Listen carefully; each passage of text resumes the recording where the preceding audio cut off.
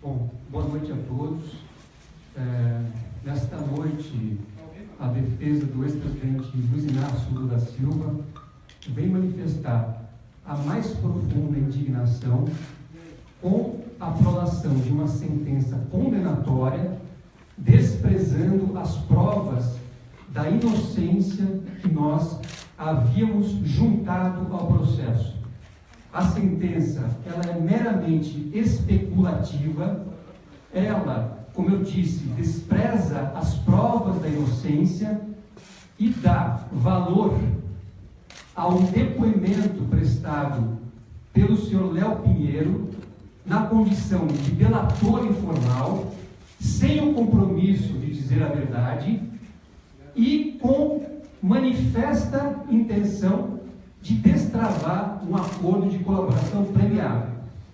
Eu ressalto que a tese, as provas da defesa foram simplesmente ignoradas. A sentença de 962 parágrafos dedicou 5 parágrafos para a prova que a defesa fez sobre a inocência. Então, aquilo que nós mostramos, e aquele apartamento triplex, jamais poderia ter sido dado ao ex-presidente Lula em 2009, porque ele estava comprometido como garantia a um contrato feito com a Caixa Econômica Federal e outras entidades, dando não só a hipoteca deste imóvel, mas dando 100% dos direitos econômicos e financeiros do imóvel a um fundo ligado à Caixa. Esta prova foi simplesmente tratada de forma superficial e claramente sem nenhum interesse pelo juízo, como eu disse, em 5 dos 962 parágrafos da sentença. Ao passo que a sentença dedicou pelo menos 29 parágrafos apenas para transcrever o depoimento do senhor Léo Pinheiro.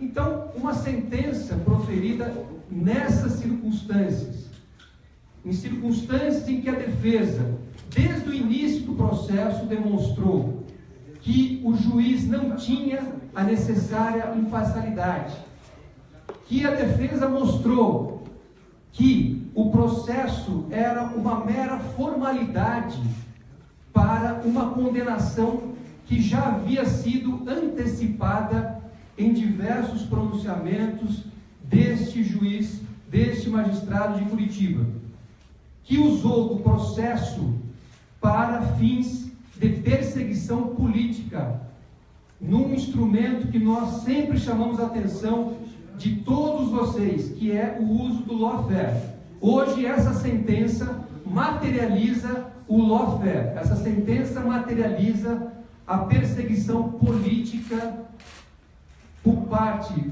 deste magistrado contra o ex-presidente Lula, que submeteu o ex-presidente Lula a inúmeras arbitrariedades e ilegalidades. Há muito tempo vem submetendo o ex-presidente Lula a inúmeras ilegalidades e arbitrariedades. Depois de 3 anos de investigações, com uma devassa na vida do ex-presidente, dos seus familiares, colaboradores, a única coisa que a sentença identificou para dar sustentação a uma condenação pré-anunciada foi o depoimento do senhor Léo Pinheiro, nada mais. E a prova da inocência, como eu disse, foi solenemente desprezada, foi analisada de uma forma superficial e sem a atenção que se esperaria de um magistrado, caso fosse ele imparcial. Então, essas são as primeiras considerações que eu faço a respeito dessa sentença. A sentença também faz referência ocupa maior espaço ao fazer referência a reportagens jornalísticas do que as provas da inocência que nós, a defesa, apresentamos. Uma sentença proferida nesse cenário, que despreza provas da inocência, e proferida por um juiz que claramente perdeu a sua imparcialidade há muito tempo, mostra um processo ilegítimo, mostra, mais uma vez, que este processo foi usado para fins políticos. Essas são as primeiras declarações que eu faço, e eu abro a pergunta para que possa esclarecer as dúvidas dos senhores, ressaltando que nós tomamos conhecimento dessa sentença hoje, às 15 horas e 40 minutos, durante uma audiência na 13ª Vara Federal Criminal de Curitiba, e tivemos a oportunidade de fazer uma leitura no tempo de transporte entre Curitiba até chegar aqui em São Paulo. Então, ainda há necessidade da defesa fazer uma análise mais detalhada da sentença, mas aquilo que foi possível observar é o retrato do registro que eu fiz aos senhores há pouco. Uma sentença que condena um homem sem prova da culpa, ao contrário, que despreza a prova da inocência. Então, posto isso, eu abro as perguntas e fico à disposição para os esclarecimentos. Não, só um minuto, por favor.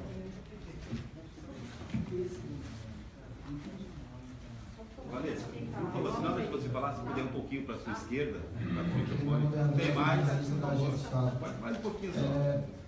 Vocês comentaram que o julgamento em primeira instância pelo juiz Sérgio Moro foi um julgamento motivado politicamente, foi uma perseguição política ao presidente Lula.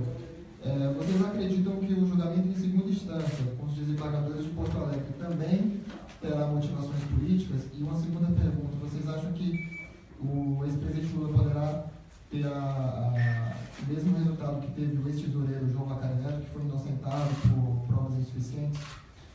Olha, eu gostaria de iniciar a resposta dizendo que, da leitura da sentença, o que se observa é que o juiz aplicou, sem fazer referência expressa, a teoria explacionista do procurador Deltan Dallagnol, porque ele buscou a melhor hipótese, na sua visão, para justificar a condenação. Ou seja, na falta de provas, como foi reconhecido pelo próprio Ministério Público Federal nas suas alegações finais, o juiz, sem fazer referência expressa, aplicou aquilo que o procurador Deltan Dallagnol chama na sua obra, e também fez referência na peça de alegações finais, a teoria explacionista, que simplesmente significa condenação sem prova, condenação com base em argumentos, em explicação. O que é inaceitável, o que é incompatível com a Constituição Federal, com os tratados que o Brasil se obrigou a cumprir e com a legislação. E nós temos feito ao longo do processo o registro das inúmeras violações às quais o ex-presidente Lula foi submetido e também registramos que o sistema recursal, lamentavelmente, até o momento, não foi apto para inibir essas violações. Tanto é que permitiu que um juiz parcial estivesse à frente deste julgamento, a despeito de todas as provas que a defesa apresentou. Então, se esse contexto todo, que inclusive foi levado à ONU em julho do ano passado e ainda aguarda o julgamento da ONU, nós vamos apresentar efetivamente o recurso e sabemos que os nossos fundamentos são irrespondíveis, porque, eu repito, nós temos a prova da inocência, nós temos a prova materializada em documentos, materializada em depoimentos e materializada em outros elementos que foram todos eles levados ao processo. Diante de um quadro como esse, qualquer juiz deste país teria o dever de reconhecer a inocência da pessoa que ele estava julgando. Isso não ocorreu no caso do ex-presidente Lula, em virtude da ausência de imparcialidade e da aplicação aqui daquilo que nós chamamos de lawfare. Nós esperamos que esse quadro que joga uma página negra na justiça brasileira seja revertido pelas instâncias superiores, a fim de resgatar, inclusive, a confiança de que a presunção de inocência prevista na Constituição vai ser respeitada pelo Poder Judiciário. Tudo bem, doutor? Boa noite. É o Pedro Duran, da CBN. Vocês, durante todo o processo, tentaram vários argumentos contra o juiz Sérgio Moro. Exceção de suspensão, exceção de parcialidade, até queixa-crime. Foi uma batalha, muitas vezes, pessoal, voltada para ele. Na sentença, ele traz todas essas tentativas de tirá-lo do processo e todas elas negadas. Essa estratégia de lutar contra o juiz Sérgio Moro não deu certo. Não foi vitoriosa. Em nenhum desses pontos vocês conseguiram ter êxito. Para a segunda instância, quando é um grupo colegiado, qual que é a tentativa, qual que é a intenção, qual vai ser a estratégia? Vocês vão manter esse discurso de que Moro é parcial, de que Moro fez perseguição política, ou vão mudar a estratégia já que essa não deu certo? Olha, eu esclareço que eu entendo que você está equivocado. A nossa estratégia jamais foi fazer um enfrentamento pessoal com o juiz Sérgio Moro. A nossa estratégia foi a de levar ao processo provas da inocência do ex-presidente Lula. E nós fizemos isso. Nós levamos a prova. O que nós também fizemos ao longo do processo foi usar dos mecanismos legais, dos mecanismos previstos em lei para impugnar atos arbitrários e atos que, ao nosso ver, demonstram claramente que o juiz havia perdido a necessária imparcialidade para estar à frente do julgamento. Então, sintetizando, eu discordo da sua afirmação e digo que a estratégia jamais foi de um enfrentamento com o juiz. A estratégia da defesa foi a de mostrar a inocência do ex-presidente Lula e nós fizemos isso. Fizemos de forma irrespondível, é a prova que está nos autos e nós temos certeza de que essa inocência será reconhecida em alguma instância recursal, porque não é possível condenar alguém sem provas, sem qualquer elemento que possa indicar a culpa. Boa noite. Paula, só uma coisa que eu gostaria de completar. Na realidade, não há nada pessoal, assim, há claras e cristalinas violações grosseiras de direitos humanos, de garantias fundamentais do presidente Lula, e cada vez que houver uma violação, nós recorreremos. O número de recursos é proporcional ao número de violações. Paula Itatiaia, qual vai ser a base para o recurso?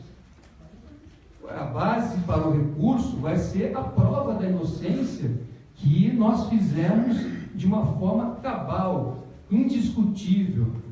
A prova da inocência, ela está, como eu disse, materializada, primeiro, no fato de que este apartamento jamais esteve sob a disponibilidade de Léo Pinheiro para entregar ao ex-presidente Lula. Se Léo Pinheiro quisesse sustentar essa tese para agradar a Procuradoria e para agradar ao próprio juiz, ele teria que ter mostrado um recibo de depósito em uma conta específica da Caixa Econômica Federal, que está expressamente indicada no contrato firmado entre a OAS, a Caixa Econômica Federal, dentre outras entidades. Eu faço um registro importante aqui, porque a imprensa, no dia que nós apresentamos as nossas alegações finais, divulgou uma nota da Caixa Econômica Federal querendo desacreditar os nossos fundamentos. Só que aquela nota da Caixa, eu peço a todos vocês que revisitem a nota da Caixa diz, primeiro, ela confirma a operação feita com a OAS. Segundo, ela diz que ela recebeu, dentre outras garantias, a hipoteca. Então, o que significa? Alguém perguntou para a Caixa se, dentre outras, também estava ali englobado a cessão dos direitos econômicos e financeiros? Terceiro, a Caixa diz que o imóvel jamais esteve indisponível para venda. Isso é uma verdade. Tanto é que mostra que o fato de estar disponível para venda é compatível com aquilo que nós mostramos, que é o fato de que 100% dos recebíveis estavam voltados à Caixa. Então só poderia estar livre para venda. O que não aconteceu foi a Caixa ter recebido 100% dos valores desse imóvel para que ele pudesse estar disponível para a transferência da propriedade a uma pessoa, a um terceiro. É isso que nós mostramos e é isso que o senhor Léo Pinheiro, a Caixa Econômica Federal, ninguém conseguiu mostrar nada em sentido contrário, porque essa é a mais absoluta verdade dos fatos. É a mais absoluta demonstração de que este imóvel jamais foi destinado, jamais foi entregue, jamais foi transferido ao ex-presidente Lula ou aos seus familiares.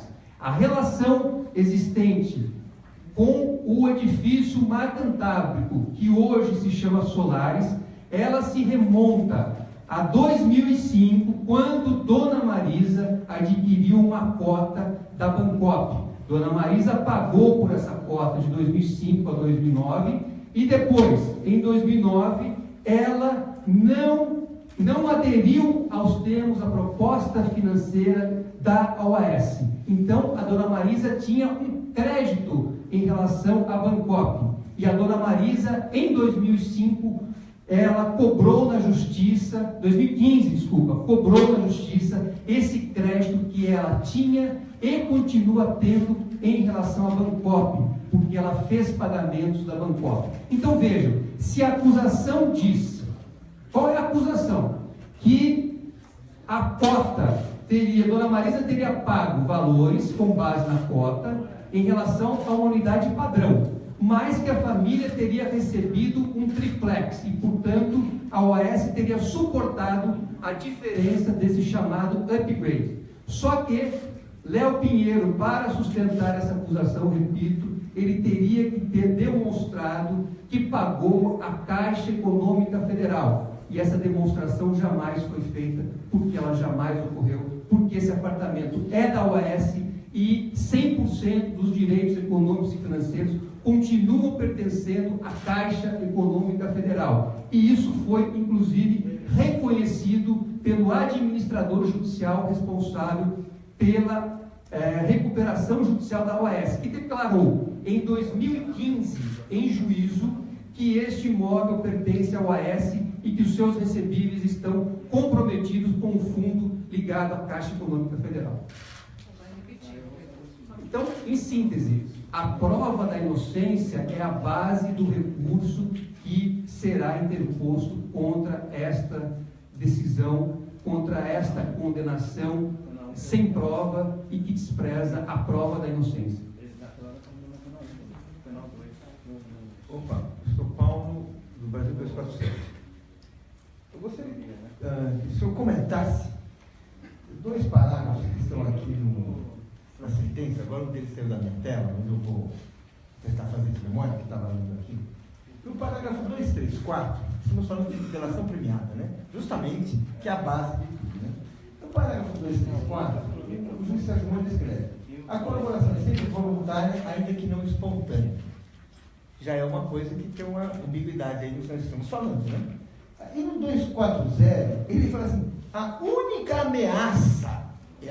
ameaça contra os colaboradores é a lei. Ou seja, não há coerção ilegal. Nós estamos exatamente falando de como é que se produz isso que nós estamos vendo aí, é o principal depoimento que se apoia a denúncia. Queria que o senhor falasse um pouco disso, como é que é essa delação, como é que é isso, a importância disso aí. Perfeito. É importante primeiro registrar que os principais delatores da Lava Jato depuseram nesta ação penal que hoje foi sentenciada.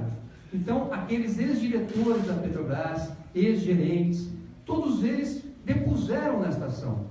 E a despeito da coação, de terem prestado, de terem firmado um acordo de delação premiada, enquanto estavam presos, ainda que no momento da homologação alguns deles não mais estivessem, nenhum deles fez qualquer acusação contra o ex-presidente Lula. Nenhum deles confirmou a acusação contra o ex-presidente Lula. Então veja, a despeito do cenário em que colhida a delação premiada, o cenário de coação, porque essas pessoas estavam presas, nenhuma delas fez nenhuma acusação contra o ex-presidente Lula. O que disseram? O que disse Paulo Roberto Costa? Jamais tive intimidade com o ex-presidente Lula. Jamais fiz uma reunião a sós com o presidente Lula. Eu sempre fiz reuniões institucionais e tratei de temas institucionais. Na mesma linha, Nestor Severo, dentre outros. Então, isso só vem a confirmar que o juiz precisou utilizar do depoimento de um delator informal, de um delator que ainda busca os seus benefícios, para justificar hoje esta condenação. Leia-se e releia-se a sentença. Não há um único elemento aqui a justificar esta condenação. O que existe é a referência ao depoimento de Léo Pinheiro e a aplicação da teoria explacionista, que jamais poderia ter ocorrido. Me permitam também um complemento, que essa questão da Petrobras, que é tratada, explorada na sentença, o juiz também impediu que a defesa pudesse usar de depoimentos que foram coletados na ação penal conexa, que é aquela ação que trata do suposto imóvel para a construção do Instituto Lula. Naquela ação penal foram colhidos depoimentos de ex-membros do Conselho de Administração, foram colhidos depoimentos de banqueiros que fizeram auditoria na companhia em 2010, por ocasião daquela oferta pública de ações, dentre outras. É evidente que esses depoimentos, eles reforçam a inocência, reforçam a prova da inocência, mas foram desprezados pelo juiz.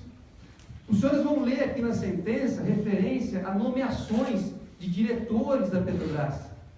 Só que essas referências são referências incompatíveis com a realidade, porque, por exemplo, o senhor Jorge Gerdau, que participou do Conselho de Administração da Petrobras durante os governos do ex-presidente Fernando Henrique Cardoso, ex-presidente Lula e ex-presidente Dilma, afirmou de forma categórica que a nomeação de Paulo Roberto Costa, de Nestor Severo, de Renato Dubs, dentre outros diretores, ocorreu por escolha do Conselho de Administração, que é o órgão competente para eleger diretores da companhia. E mais, ocorreu com base no currículo que eles ostentavam, que mostrava que eram funcionários longevos e com capacidade técnica.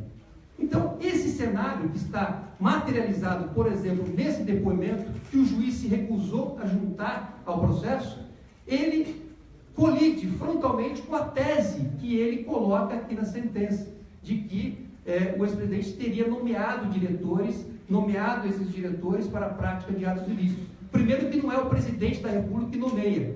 Isso ocorria sim, ocorria até 2002, quando houve uma reforma, até 99, e entrou em vigor em 2002, quando houve uma reforma no Estatuto da Petrobras, e os diretores da companhia são, a partir de 2002, eleitos pelo Conselho de Administração da empresa, e assim ocorreu com relação a todos os diretores que foram aqui indicados na sentença. E todos eles, repito, conforme depôs Jorge Gerdau, dentre outros conselheiros, escolhidos com base em capacidade técnica, e não com base em alguma escolha ou com base na vontade do ex-presidente Lula. Boa noite, Ricardo Rodrigues, da agência Rádio Web. Eu queria saber se vocês já conversaram com o ex-presidente Lula, como ele recebeu essa notícia, se vocês já falaram com ele, e também sobre a questão da data da sentença, um dia após a reforma trabalhista ser aprovada no Senado, e o fato também de alguns veículos já terem texto pronto para condenação, se isso tem a ver com toda aquela questão do lawfare que vocês têm citado nos últimos meses. Como eu disse, eu tomei conhecimento dessa sentença durante uma audiência e me desloquei de Curitiba para cá até, enfim, foi o tempo que eu tive para analisar a sentença. Eu tive uma conversa muito rápida com o ex-presidente Lula, que está bastante sereno, mas como qualquer pessoa que é condenada sem provas, que é condenada a despeito de ter feito a prova da sua inocência, existe uma indignação natural que é a condenação, uma pessoa condenada diante desse quadro, repito, não só em que a acusação não se desincumbiu do seu ônus de provar a acusação, mas quando a defesa fez a prova da inocência. Então, esse é o cenário, por hora, que eu tenho e por hora, enfim, que eu posso aqui retratar. Mas em relação à data também da sentença e o fato de já terem texto pronto e a questão do lawfare, que o senhor pode comentar sobre isso? Sim. Pode explicar? A Veja já tinha um texto pronto para condenação, né? Isso ficou exposto hoje, né? Já estava com o texto pronto. Veja, como eu disse, eu tive muito pouco tempo para me inteirar a respeito dos fatos. Afinal de contas, inclusive na própria decisão de ciência, nós vamos ver lá, ciência às 15 horas e 40 minutos, durante a audiência. E foi o tempo que eu tive para me deslocar e estar aqui com os senhores nesse momento. Então, eu não tive condições, efetivamente, de fazer uma análise detida de tudo aquilo que aconteceu. Então, depois de fazer essa análise, eu posso voltar a fazer comentários mais específicos, mas por hora não tenho condições de fazer. Doutor Maria Tereza Cruz, da Rádio Brasil Atual, tem um pouco a ver também com esses elementos da sentença. O senhor, desde o início, está refutando, óbvio, né, enfim, como defesa, a sentença do Moro, mas em algum momento o senhor mencionou ilegalidades. Aí, do aspecto jurídico, eu queria que o senhor mencionasse pontualmente quais foram essas ilegalidades. Olha, primeiro, o fato da sentença ter sido prolatada por um magistrado que claramente havia perdido a sua imparcialidade. Então, é o pressuposto de validade de qualquer decisão judicial é que ela seja proferida por um juiz imparcial. E aqui nós mostramos, nós fizemos, nas exceções de suspeição, enfim, nos instrumentos jurídicos que nós utilizamos, nós fizemos a prova de que o juiz havia perdido esta imparcialidade, a necessária imparcialidade. Segundo, nós mostramos que houve cerceamento de defesa. Ao longo de todo o processo, nós pedimos a realização de diversas provas documentais, periciais, dentre outras, e que foram manifestamente desprezadas e expressamente negadas pelo juiz. Nós mostramos aqui também e consideramos como ilegalidade um juiz basear a sua sentença fundamentalmente no depoimento de um corréu, no depoimento de uma pessoa que não está obrigada a dizer a verdade, que não está compromissada sequer formalmente com uma delação premiada e que vai a juízo interessada em destravar o seu processo de delação e que faz uma narrativa absolutamente incompatível com a prova dos autos e com a realidade dos fatos.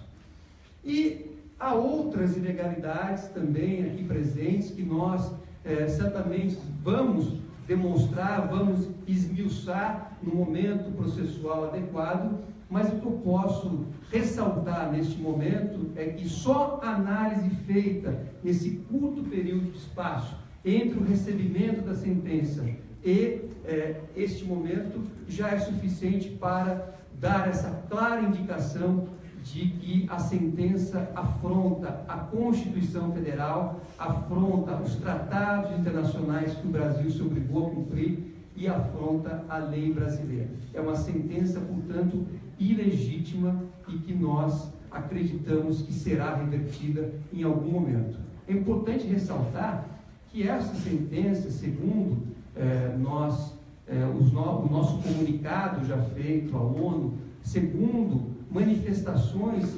internacionais já identificadas, ela será efetivamente escrutinada por toda a comunidade jurídica nacional e internacional, que vai também mostrar, reconhecer aquilo que hoje nós estamos aqui afirmando.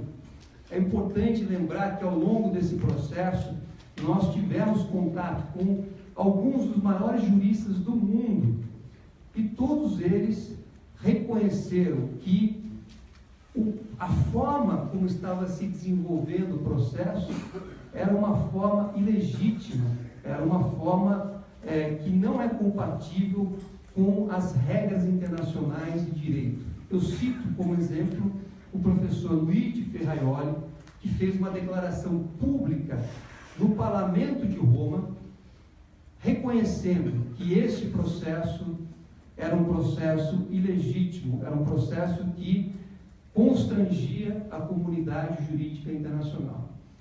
Ele disse naquela oportunidade que ele, há 50 anos atrás, junto com a Fundação Bassi, estava de olho no Brasil por conta das arbitrariedades e ilegalidades ocorridas durante o regime militar. E que 50 anos depois, este processo do ex-presidente Lula chamava novamente a atenção dele e das entidades jurídicas às quais ele é vinculado. Então, esses são alguns exemplos importantes para reforçar aquilo que hoje nós, da defesa, estamos aqui expondo.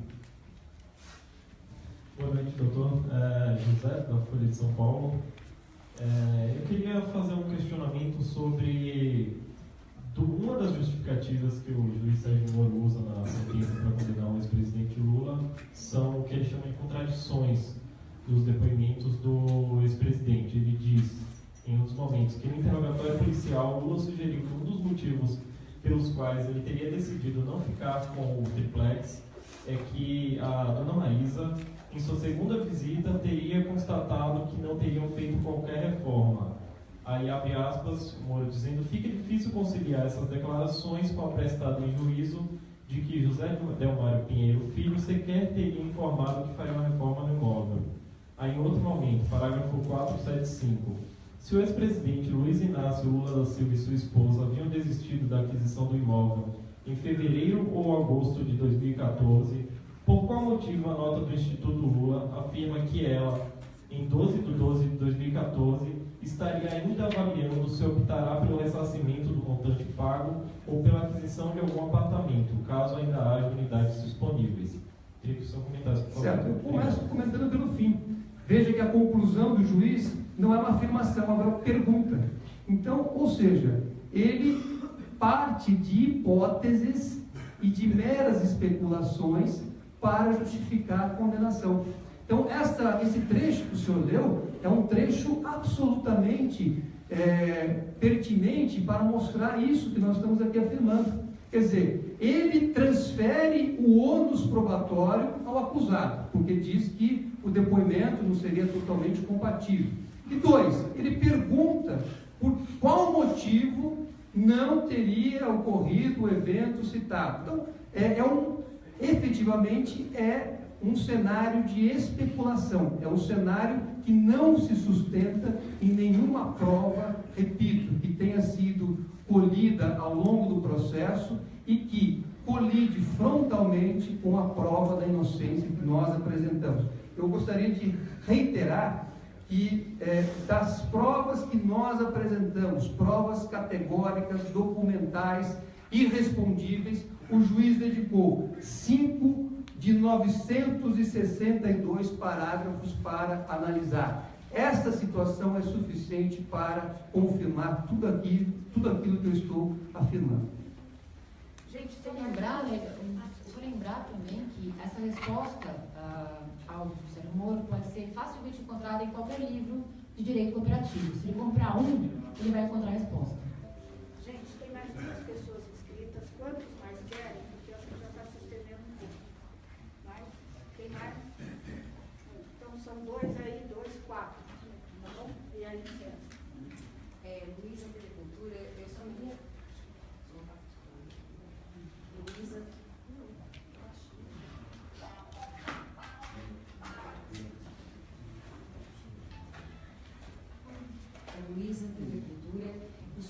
recebeu a notícia, então, deixa eu entender, o senhor estava reunido com o juiz Sérgio Moro ou o senhor só estava em Curitiba, lá no Tribunal Criminal? Isso eu queria entender. Hoje foi marcada e foi realizada uma audiência relativa à ação conexa, que é aquela ação em que o Ministério Público Federal acusa o ex-presidente Lula de ter recebido um suposto imóvel jamais recebido para a sede do Instituto Lula. Então, hoje foram coletados 4 depoimentos lá em Curitiba referentes a esta outra ação penal. Então, o juiz deu ciência à defesa da prolação desta sentença ao final da audiência. Como eu disse, está registrado lá, 15 horas e 40 minutos, foi o momento em que, encerrada a audiência daquele outro processo, ele entregou a mim a cópia desta decisão, dando conhecimento de que ela havia sido proferida. Me parece até que, nesse momento, muitos veículos de imprensa já tinham a sentença, já estavam repercutindo, mas eu tomei conhecimento realmente nesta hora que eu acabei de mencionar.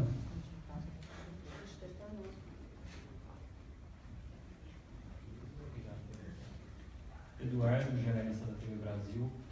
O ex-presidente Lula é réu em pelo menos outros 4 processos, um deles em Curitiba.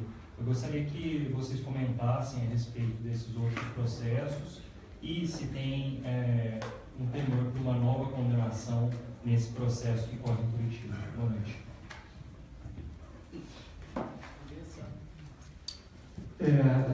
Não, a situação de todos os processos e investigações é exatamente a mesma deste caso do triplex.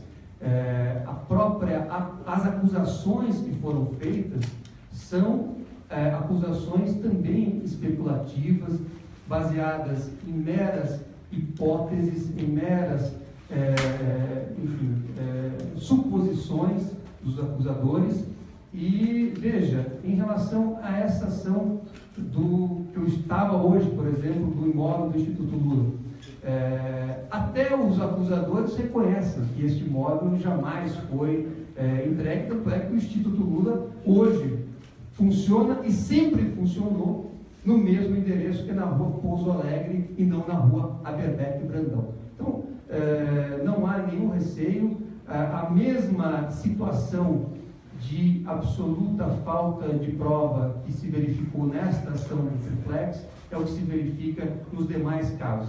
É importante lembrar que essas acusações começaram a ser formuladas, começaram a ser veiculadas a partir de 2016, e são acusações que fazem parte, enfim, de uma perseguição contra o ex-presidente Lula, tentando avaliar não uma conduta dele, mas o governo que ele fez. A própria sentença hoje proferida pelo juiz Sérgio Moro pretendeu fazer análise de conduta do ex-presidente Lula enquanto governante, situação que é absolutamente estranha à função dele como juiz. Não cabia ao juiz Sérgio Moro fazer qualquer análise em relação ao ex-presidente Lula e a subordinados dele à época do governo, porque essa é uma análise política, essa é uma análise que é estranha ao objeto da ação e só reforça o julgamento de natureza política que foi realizada aqui por meio dessa sentença. Leiam os senhores vão identificar parágrafos, como eu disse, de análises políticas, de análises morais, que não estão ao alcance nem do juiz Sérgio Moro, nem de qualquer outro magistrado.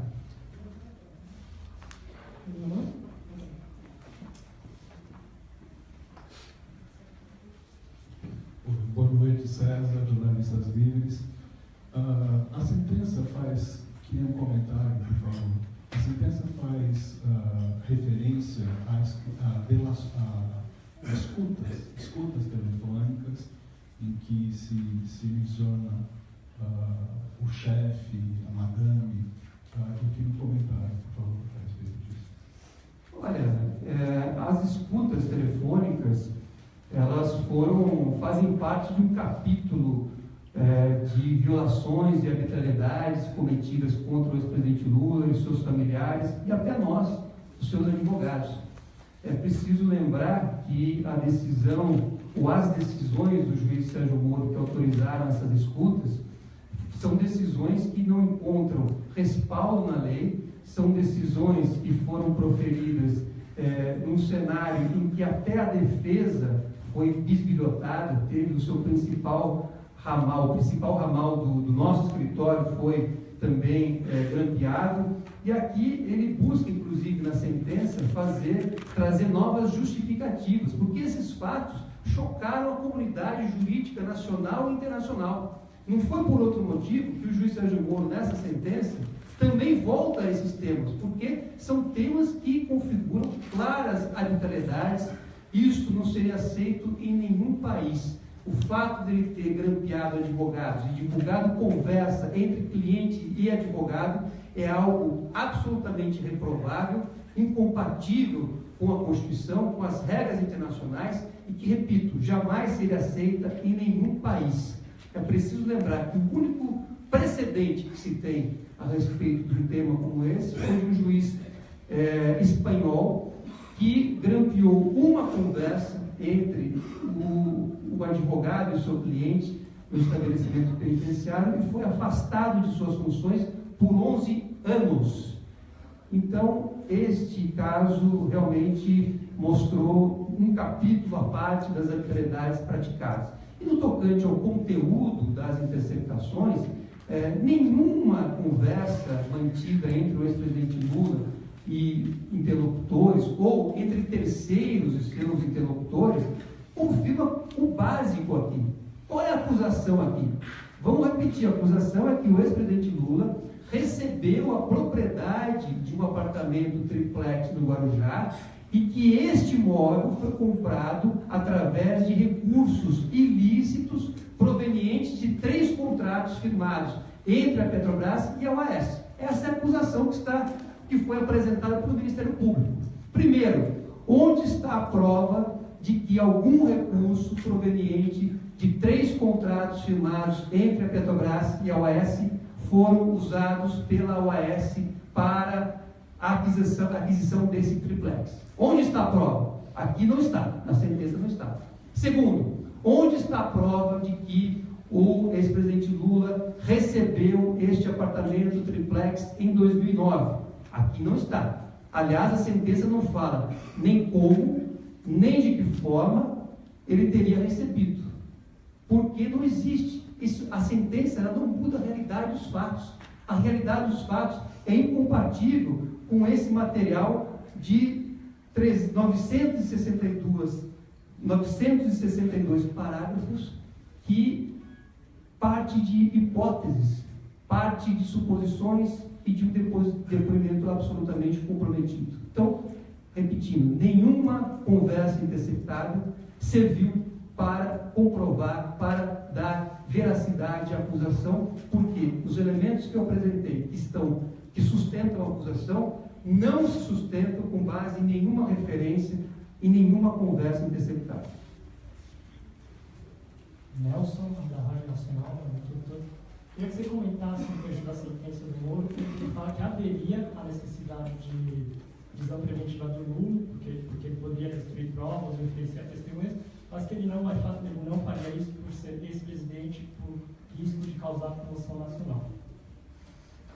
Olha, é uma afirmação claramente de teor político, porque se ele tivesse algum elemento concreto, ele não pode julgar A ou B por ser ex-presidente da República ou não. Então, esta sentença e essas afirmações fazem parte do contexto político.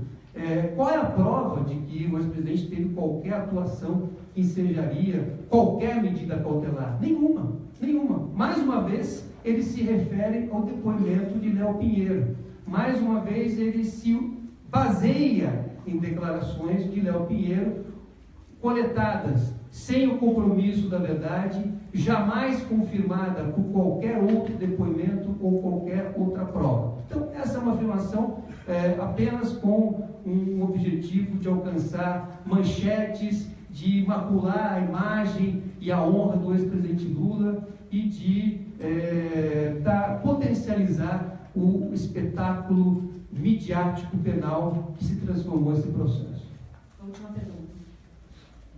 Sou Hermínio Porto, do Jornalistas Livres. Sobre o parágrafo 959 e 960, o juiz Sérgio Moro ele fala que caberia cogitar a decretação da prisão cautelar do ex-presidente Lula. Só que ele disse que isso geraria alguns traumas. Esses traumas, a qual ele mesmo se refere, seria um reconhecimento do impacto político que isso poderia ter, e aí o Moro assume que ele faz esse tipo de análise política e conjuntural da sentença que ele dá, ou simplesmente ele também demonstra que ele se sente inseguro de decretar a prisão de uma pessoa sem ter provas suficientes para isso. Obrigado. Primeiro, eu acho que é o reconhecimento da própria fragilidade da fundamentação da sentença. E segundo, porque efetivamente o juiz Moro privou o ex-presidente Lula da sua liberdade no dia 4 de março de 2016 por um meio absolutamente ilegítimo, que foi aquela condução coercitiva decretada sem que o ex-presidente tivesse se negado a prestar qualquer depoimento e sem, portanto, o requisito previsto em lei. Então, aquela privação da liberdade por cerca de 6 horas, usando de um instrumento sem qualquer base legal, porque ausente a hipótese da condição coercitiva, configura uma das inúmeras arbitrariedades praticadas aqui neste processo e que, inclusive, fazem parte do comunicado que nós levamos à ONU em julho do ano passado. Então, eu penso que esse parágrafo, ele decorre desta constatação de que já houve graves violações praticadas contra o ex-presidente Lula e diante da própria fragilidade da sentença e de sua fundamentação. Quando vai ser interpretado? Comentando, na verdade, a sua pergunta, acho que aqui, mais uma vez, fica demonstrada a falta de imparcialidade e de independência desse juízo, quando não consegue simplesmente julgar e aplicar a lei e se baseia em fatores externos. Mais uma vez, tudo que foi dito, tudo que foi comunicado ao ONU no julho de 2016 fica comprovado cabalmente através dessa peça de ficção que é a sentença. Você pode falar quando deve ser interpretado? Nós vamos, na verdade, agora analisar a sentença, identificar qual é o meio de consignação adequado. Então, repetindo, nós vamos, a partir de agora, fazer uma análise criteriosa da sentença, identificar qual ou quais os meios de impugnação cabíveis e, tão logo tenhamos essa decisão, tenhamos essa definição, aí isso será, mais uma vez, levado a público, mas certamente a sentença será impugnada e de todas as formas juridicamente cabíveis e compatíveis com o absurdo que ela revela. Boa noite a todos e obrigado pela presença.